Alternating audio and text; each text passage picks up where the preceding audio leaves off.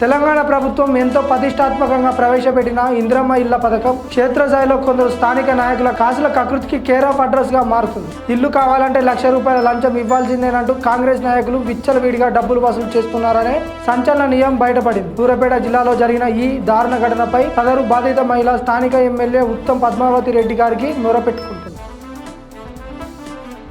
ఇప్పుడు నేను ఇక్కడ నుంచి వస్తుంటే నా పరిస్థితి ఏంది, ఇల్లు కూలిపోతుందంటే ₹1,00,000 ఇవ్వమన్నాడు. నా దగ్గర డబ్బులు లేవన్న 50,000 ఇవ్వమంటుండ. నీ దిక్కున్న చోట చెప్పుకోపో, మీడియా చెప్పుకోవా, కలెక్టర్ చెప్పుకోవా, మేడంకి చెప్పుకోవా అన్నాడు.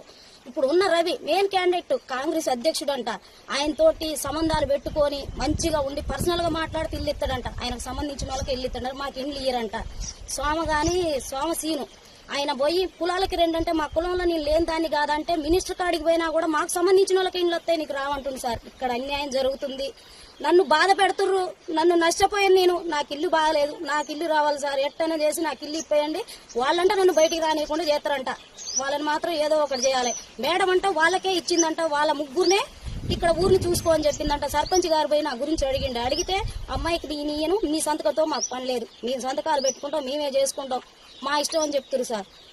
ఇది పరిస్థితి సార్, మాకు న్యాయం చేయండి సార్. నా పరిస్థితి బాగలేదు సార్. ఇదివరకు కరోనా వచ్చి నాకు కాళ్ళు పడిపోయినాయి సార్. నా పిల్లగాడు చదువుకునే పిల్లగాడు సార్, పనికి పంపిస్తున్నా సార్. ఇల్లు లేదు సార్, మమ్మల్ని ఎవరు రానియట్లేదు సార్.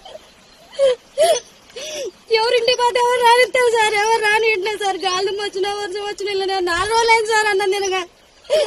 వాళ్ళ చుట్టూ ఇళ్ళ చుట్టూ తిరుగుకుంటూ దండం పెట్టుకుంటూ తిరుగుతున్నా సార్, కాళ్ళు పట్టుకుంటూ తిరుగుతున్నా సార్, కళ్ళు తిరుగుతున్నాయి సార్ అన్నం తినగా. నాకు న్యాయం కావాలి సార్, నన్ను చంపుతారంట సార్, పోలీస్ స్టేషన్ లో కేసు పెడతారంట సార్, నన్ను చంపుతారంట సార్. నాకు న్యాయం కావాలి సార్, వాళ్ళని ఏమన్నా చేయాలని నాకు న్యాయం చేయండి సార్. పోలే సార్, ఎమ్మెల్యే కాడికి పోయినా, మేడం కాడికి పోయినా, ఆడికి పోయినా మా కాడికి రావాల్సిందే, మేము చూసుకుంటాం అంటారు సార్. వాళ్ళని ఏదన్నా ఒకటి చేసి నాకు న్యాయం చేసి నాకు ఇల్లు కావాలి సార్. వచ్చిన పేరు తీసేస్తారు సార్, వాళ్ళకి సంబంధం ఉన్న వాళ్ళకి ఇస్తారంట, వేరే వాళ్ళకి ఇయ్యరంట. లంచాలు కావాలి సార్, మరి నా దగ్గర ఏం లేవు సార్. తినడానికి వెళ్ళక పనికి పోతున్నా సార్, నా పిల్లగాడు చిన్న పిల్లగాడు సార్, పనికి తీసిపోతున్నా సార్.